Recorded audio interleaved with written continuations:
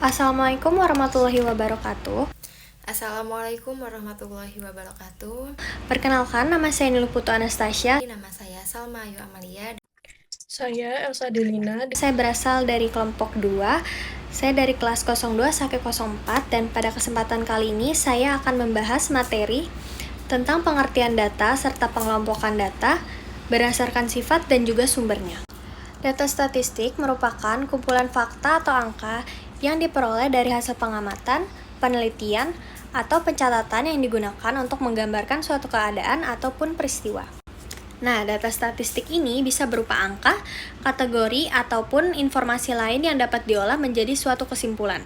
Contohnya seperti jumlah siswa di kelas, nilai ujian, dan data tinggi badan siswa. Lalu materi selanjutnya saya akan membahas cara membedakan atau mengelompokkan data berdasarkan sifat dan juga berdasarkan sumbernya. Yang pertama, saya akan membahas pengelompokan data berdasarkan sifat.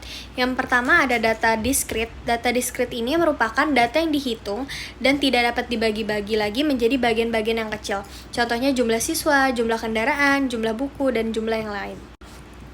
Lalu yang kedua ada data kontinu. Data kontinu ini merupakan data yang dapat diukur dan bisa memiliki nilai pecahan ataupun nilai desimal.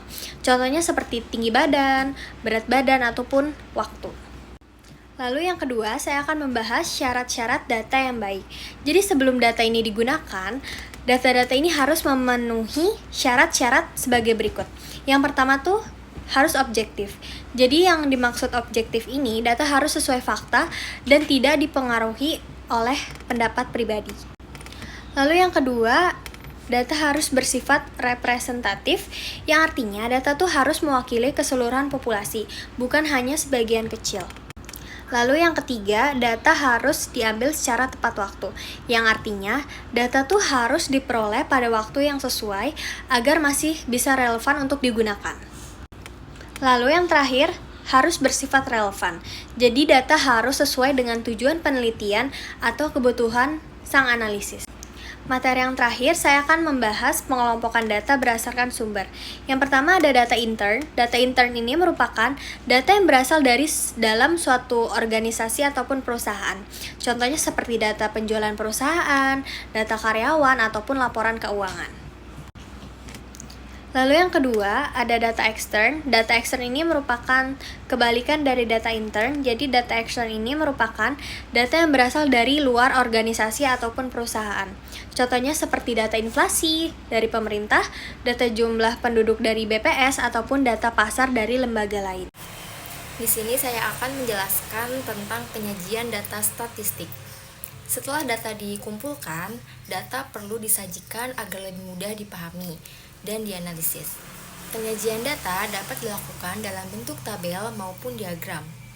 Nah, bentuk tabel terdiri dari tabel tunggal, tabel ganda, tabel kontingensi, dan tabel distribusi frekuensi. Tabel digunakan untuk menyusun data secara teratur sehingga lebih mudah dibaca. Selain dalam bentuk tabel, data juga dapat disajikan dalam bentuk diagram atau grafik. Jenis diagram yang sering digunakan antara lain diagram batang, diagram lingkaran, diagram lambang, dan diagram garis. Diagram membantu kita melihat informasi secara visual sehingga lebih mudah dipahami. Kesimpulannya, data statistik memiliki peranan yang sangat penting dalam penelitian dan pengambilan keputusan. Data dapat dibedakan berdasarkan sifat, sumber, pengukuran, cara memperoleh, dan waktu pengumpulannya. Selain itu, data yang disajikan dengan baik melalui tabel maupun diagram akan memudahkan proses analisis dan penyampaian informasi. Di sini saya akan menjelaskan 3 pengelompokan jenis data dalam statistik.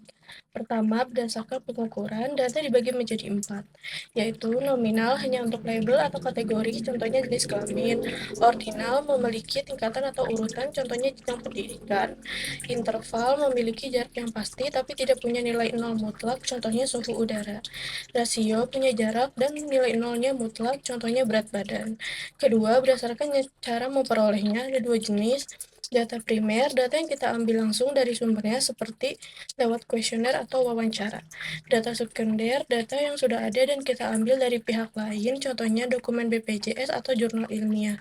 Ketiga, berdasarkan waktu pengumpulannya juga dibagi dua, yaitu data cross-section, data yang dikumpulkan pada satu waktu tertentu untuk menggambarkan situasi saat itu.